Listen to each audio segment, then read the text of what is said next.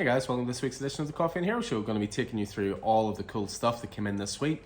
Pretty big delivery this week. I mean, we only obviously got our delivery from last week on Friday, which allows us to set up for Saturday, which means there's loads of new stuff on the racks that maybe you guys haven't got a chance to get into just from last week's stuff, but now we've got more stuff in this week as well. And we're really stocking up with Christmas in mind. I mean, I've even done what's called a prompt pick order, which means they'll send it to you straight away instead of with your next delivery. And I've got a whole pile of new stuff coming in Friday as well. And it's, that stuff that's coming in Friday, it's all stuff that is bound to be popular for Christmas and is worth, tracking down. Things like Hawkeye by Matt Fraction, Stranger Things comics, just different things. But yeah, that's all coming later in the week. But I'm going to take you through what came with this week's delivery. This was a delivery of new titles, and I've managed to mix in a lot of stuff here. There's new titles out this week, but I've got in a few more older, more established, really good titles that you might have missed out on the past.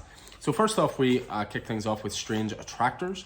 Now this is early Charles Soule. This was done through Boom's imprint Archaea with art by Greg Scott. And if you're looking for something quite intellectual, something quite different with comics as well, this is definitely worth checking out. I've got a copy of this myself, and the blurb for it is: Heller Wilson, a brilliant mathematics student, needs one revolutionary idea to complete his thesis, just one. To find it, he's tracked down Dr. Spencer Brownfield, once the most promising mind of his generation. These days, he's still a genius, but also quite possibly insane. He claims he's been secretly controlling the entire city for decades through complex applications of the butterfly effect. Even worse, Spencer refuses to give up a single theorem until Heller signs on as his apprentice. Bad things are coming, he believes, and someone has to keep New York safe when it's gone. So yeah, just something really, really different, heavy sci-fi, and I think that'll prove a popular one. There's a few guys in store, I think I'll eat that kind of stuff up. Next up, just got Hotel back in. Volume 2 kicked off last week. This, of course, is the John Lees Dalibor Talahich Anthology Horror Series. AWA Studios, Volume 1, £9. Can't beat it with a big stick. So that's part of their £9 range, which they've kept going with graphic novels for quite some time.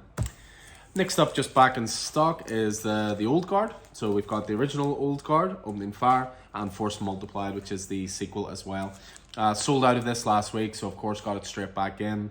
Netflix movie has proven very popular. The books are even better. Next up was a wee bit of a classic one that I just ordered more because of the creators involved than anything else.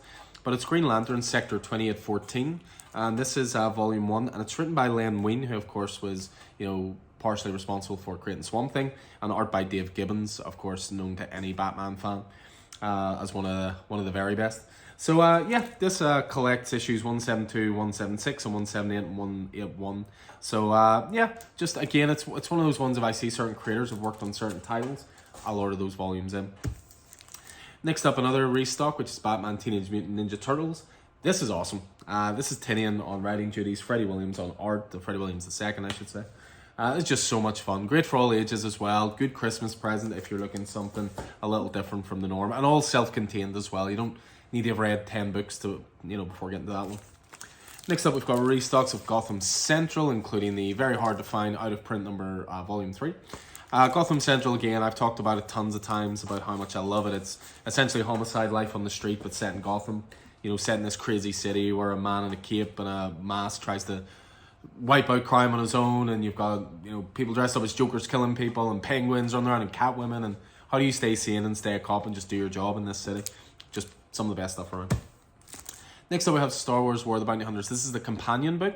So we've already got the main series, which was a 5-issue mini on the shelves, the graphic collection of it. But this one basically collects together all the one-shots that tied into it. So you've got Jabba the Hutt, Vorlon and Sukka, Sposh, and IG-88 as well. So if you're a big Star Wars fan, you want to fill the gaps, that's the way to do it. Another big one this week, which is the first volume of Swamp Thing is hit. Ram V, Mike Perkins, Mike Spicer on colours. Very important to mention him. Swamp Thing's fantastic. Ram V's writing on it has been tight. Mike Perkins' art has been horrific and glorious in equal measure. What this actually collects is the first 4 issues, but also the 2 issues that preceded it, which was Future State Swamp Thing. Same creative team worked on that as well, so can't recommend Swamp Thing enough. A new Witcher trade hit this week as well, so The Witcher Witch's Lament. This, I believe, was a 5-issue miniseries. These are always done by CD Projekt Red. They're always official tie-ins to the games. Cool little one I saw was one called Noir. This is a collection of crime comics. So if you look at some of the creators involved in this, it's an anthology book based around the idea of noir and crime, short stories. You've got Brian Azzarello, you've got Jeff Lemire, you've got Ed Brubaker, you've got Sean Phillips, Tons of great talent involved in that. I mean, even just looking at the back at a few more there, you've got Gabriel Ba, Fabio Moon, Joel Jones, Alex de Campi. Just tons of great creators and another good anthology, more adult tale. Omnibus time. Every week, need to have a new omnibus. For this week, it's Jessica Jones Alias. So this is essentially the run from the very, very start. This is Alias 1 to 28. Also includes What If Jessica Jones Had Joined the Avengers. So this is going right back to your Brian Michael Bendis and your Michael Gaydos run. This is very comprehensive. If you're a Jessica Jones fan, this is the place to go. Part of the Marvel Max line initially, the more adult-based storytelling. And I don't think that'll hang around for long, to be honest. I've got 2 of them in, I think. Next up, we've got a single volume Hellblazer trade, which again was to do with the creative team, because you've got Andy Diggle on writing duties. Andy Diggle works with Jock a lot, did like Green Arrow Year 1, did The Losers with him, that kind of thing. And this just looked like a really cool sort of one set as story. You've also got Leonardo Manco on art, who's a Hellblazer veteran as well. Pretty cool hardcover arrived in this week as well, brand new. This is Fantastic Four, The Fate of the Four. What this actually is was a Chip Zdarsky and Jim Cheng miniseries that ran 12 issues through the old Marvel 2-in-1 label. It also includes the Marvel 2-in-1 annual. This is back before Dan Slott relaunched Fantastic Four, and at this point we were speculating Chip was going to take over Fantastic Four just because he did this. But I remember when we chatted to him, he basically said he had said everything he wanted to say through that. So self-contained, 13 issues, great stuff. Speaking of great stuff, the hardcover collection of Rorschach has arrived, one of the titles of the year. Copyright pending, Alan Teal, Coffee and Heroes. Tom King, Jorge Fornes, Dave Stewart, Rorschach, Murder Mystery, Link to Watchmen. Phenomenal stuff. I have all the single issues of this. I have all the variant single issues of this. I'm still going to take the trade as well because I'm going to want to read this and dissect this several times. Rorschach is fantastic. Highly, highly recommended. Next up, Batman Urban Legends, the first collection of it. They've done it in an interesting way with Batman Urban Legends this time. So Batman Urban Legends, for anybody who doesn't know, is essentially a anthology-based monthly title. Maybe 4 different stories in it.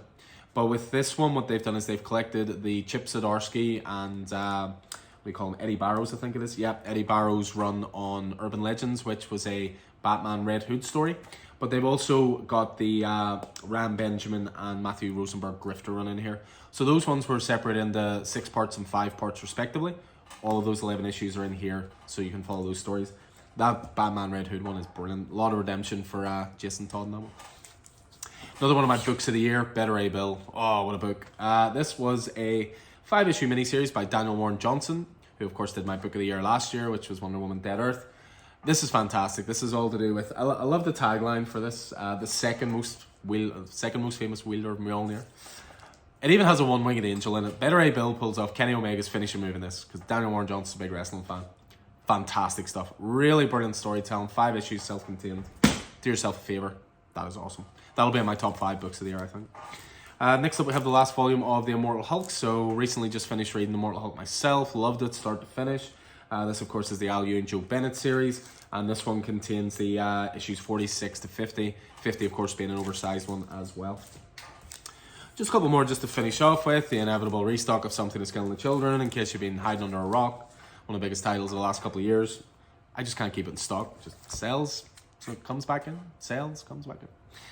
Next up, we have the second volume of Star Wars The High Republic. So we're continuing on with the Kevin Scott Star Wars spin-off. This one contains issues 6 to 10, so the complete second arc. The first arc is on the shelves as well. And then just to finish off, simply because I had to get these in, I only read these recently. Keith lent me these about a year ago. In fact, maybe more than a year ago. It might have been the first lockdown. And he lent me some stuff, I lent him some stuff. And one of the ones he lent me was Rock Candy Mountain. So Rock Candy Mountain was an 8-issue series released through Image Comics by Kyle Starks and Chris Schweizer. Just never got around to reading it.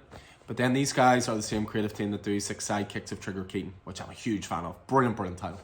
So I had a quiet day in here one day a few weeks back, and I just thought, I'll sit and read a graphic. Whatever I get through is whatever I get through. Finished both volumes in one sitting. It was a quiet morning.